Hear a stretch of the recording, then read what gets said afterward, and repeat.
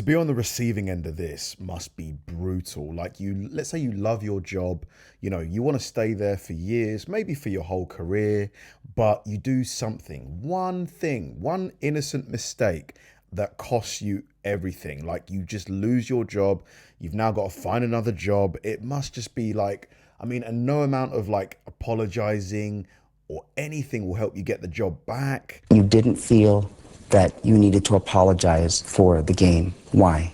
Because we did everything the right way. Welcome to Watch Mojo. What happened, buddy? And today, we're exploring the most foolish, dumbest, and bizarre errors that non-famous people have made, either through poor judgment, carelessness, or thoughtless behavior, which resulted in them being fired. Now, many people on social media agree with her, and they have been blasting the company, urging them Over a social media post? to fire everyone involved. What? Why? Asking students for dating advice. Alongside juggling multiple jobs, such as being an actor and a substitute teacher, Cassandra Firing also had 2 potential boyfriends in 2013. However, rather than speak to her friends about the dilemma, she told her 4th grade students at the Eastchester, New York school where she worked. Weirdly, the kids actually gave Firing solid advice and even offered to role play with them, portraying Firing and her pretending to be each of her prospective boyfriends. While Firing described the conversation as G-rating, she allegedly suggested to the kids to toilet paper the boyfriends' houses and dress up as demons to scare the men. Following an investigation by the school, Firing was fired for the inappropriate lesson in 2014. Admitting it seems innocent, but I guess would you want your kids to be talking about dating with a teacher, even if it's not about them dating? It's a bit weird. Is it sackable worthy though? I don't know. It feels a bit harsh, but I don't know. I'm kind of conflicted about this one. crimes online. It's pretty much common sense that if you commit a crime, it's not a good plan to brag about it online. Police officers know this. Well, except Catherine Lafitte, apparently. In 2011, the Dallas, Texas Lafitte, as in F-I-T-T. I thought it was Lafitte as in your feet. cop bragged on her Facebook account about injuring a Plano hospital worker by throwing a boot at them, Jerry Springer style. While the employee didn't press criminal charges, Lafitte was suspended by the police and eventually fired for the attack. In response, Lafitte issued a complaint with the Ethics Advisory Commission that her bosses had ignored her mental health struggles. In 2022, life got worse for Lafitte when she was charged with murdering her neighbor, who had been feuding with the former cop about a necklace. Oh my God. Letting celebrities Jesus, things went really bad for Lafitte. fly. Back in the day, kids could go and hang out in a plane's cockpit with the pilots. However, nowadays, it's well understood that it's no longer possible to visit, unless you're famous, apparently. Flying from Cancun to Mexico City on a passenger plane in 2014, Mexican celebrities Esmeralda Ugalde and Samadi Zendejas were able to get inside the cockpit, where the pilot sat and sit at the controls. The famous duo uploaded photos of the experience online, only to quickly delete them when the backlash came. Ugalde and Zendejas tried to claim they only went into the cockpit when the plane was grounded. However, the pilot admitted they were flying at the time. Unsurprisingly, he was fired for allowing this to happen. Wow. Photographing a kitchen. I'm surprised though. I reckon he probably got another job somewhere else, because training up pilots and finding good pilots probably isn't easy. But if you're not allowed to do it, how would you feel if you're on a plane and people went in the cockpit while the plane was flying? You'd probably be a bit bothered by it, maybe. Haircut. If you worked at a restaurant and saw a ridiculous health violation, would you choose A, inform the local health department, or B, send photos of it to your friends on social media? It's 2 things that aren't supposed to go together: haircuts and fast food. If you selected the latter, then you'd be in the same boat as Jennifer Laguerre. While working at a Taco Bell in Kokomo, Indiana, she found her shift manager giving the general manager a haircut in the kitchen, 3 feet from where the food is made. Oh, no, that's gross. I took it out of sheer shock, and showed it to a few friends via Snapchat. Laguerre took a photo and sent it to friends on Snapchat, where one recipient uploaded the image on Facebook, making it go viral. Due to sharing the photo, Laguerre was fired. However, the health department was informed about the incident and investigated the restaurant. Is it a critical violation? No, but it certainly isn't ideal, and it creates that potential for contamination. The secret blog. I mean, that is nasty. Imagine you're eating your taco or your burger and you find a long hair in there. Oh. For several months, an anonymous person was running a blog called Queen of the Sky, where the writer provided a semi-fictional account of their life as a cabin crew member. Several months later, the creator posted images of herself, and Ellen Simonetti's identity was easily discovered. After all, not only was she wearing Delta Airlines attire, but her face was also clearly in the shot. In response, the company fired Simonetti for the photos in her uniform. However, the former Sky Queen issued a lawsuit against Delta for discrimination, claiming male bloggers hadn't received the same treatments. In the end, the case was settled out of courts. She won. Oh my God. Simonetti went on to be an activist for blogging rights. Wow. Reply all blunder. In 2024, San Francisco's District Attorney Brooke Jenkins sent an office-wide invitation about an anti-discrimination meeting.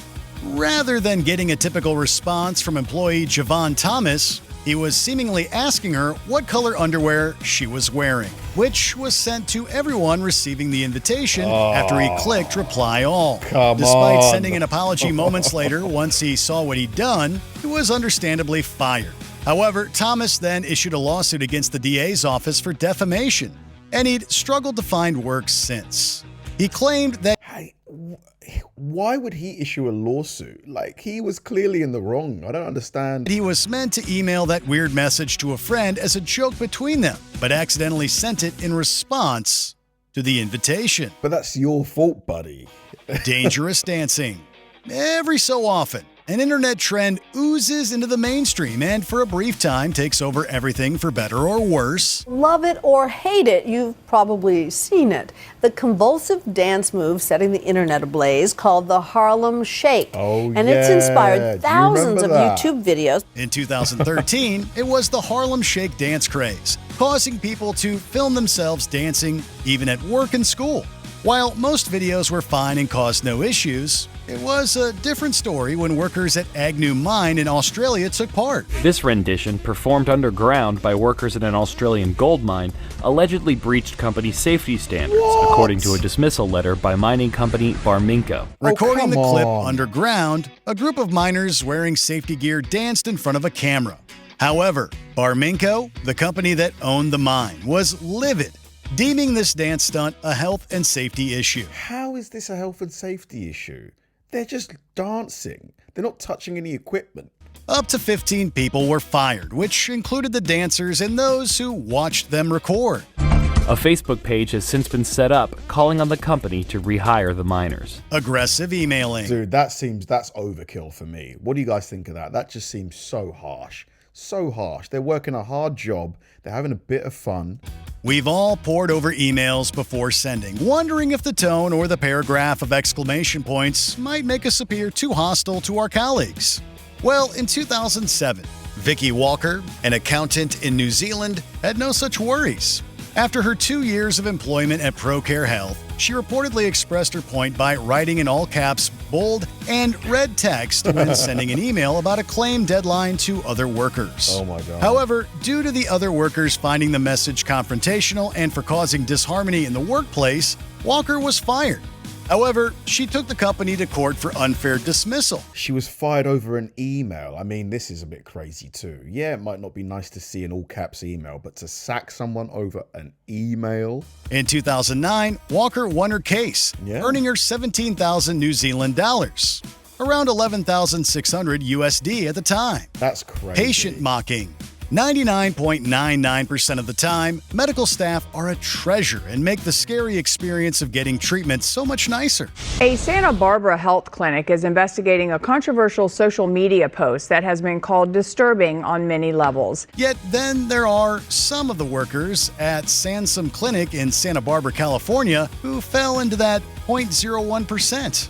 In 2025, a group of employees uploaded a video of themselves on TikTok, appearing to mock a patient for leaving bodily fluids on a paper towel that was covering a treatment room's exam table. Oh man, you can't do this. This is just crazy. Come on, come on. The video jokingly referred to the soiled items as, quotes, gifts from patients. Wow. The clinic's owner, Sutter Health, was livid as the video spread across the internet, leading to backlash from viewers. Deeming the post as disrespectful and violating their policies, Massively the company fired disrespectful. those involved in the video, which was around 8 employees. We are deeply concerned about a disrespectful social media post made on a personal account by a former employee, and we are conducting a full review in line with our policies. Yeah, I mean, that is just bang out of order. You're vulnerable when you're getting surgery. So to think that people are taking the mick out of you, very harsh. Remorselessly. Winning remorselessly. When coaching a sports team, you, of course, want to win. Yet there comes a point when a score gets so lopsided that it's embarrassing for everyone involved and those watching. To us, it was just another game. I think to mainstream media, everyone looked at it as a team that just decided to run up a score. In 2009, that happened when the girls' basketball team at Covenant School in Dallas, Texas, destroyed Dallas Academy, a school for students with learning difficulties, 100-0. The higher-ups at the Covenant School called the win shameful as they believed it went against the facility's Christian policies. Suddenly, the winning team no longer felt like winners. Covenant issued an apology saying their actions were shameful and an embarrassment and that they seek the forgiveness of Dallas Academy. When the winning coach, Micah Grimes, was contacted by reporters, he sent them an email stating that he disagreed with his boss's assessment and refused to apologize for the absurd scoreline. Shortly after, he was fired. Despite losing his job, Micah Grimes says he has no regrets and that he and his team did nothing wrong. This one is Have you ever been weird. I don't know about that one, man. The last guy, he shouldn't have disagreed publicly with his employers. That is just like one of the first rules, right? You just don't publicly embarrass or disagree with or argue against, you know, your boss, especially like, you know, in this kind of situation. But his job is to make his team as good as possible. Like, that's his job. So to fire him for doing his job really well seems crazy, but I guess because it was against a special needs school, that maybe adds a bit of complexity to it. But I still think firing him for that is ridiculous. Just like firing the woman who sent the email in all caps. I reckon they must have not liked her. They must have already wanted a reason to fire her, and that was just the straw that broke the camel's back. Thanks for watching, guys. If you enjoyed the video, please like and subscribe, and check out the video I'm going to link right here. See you there.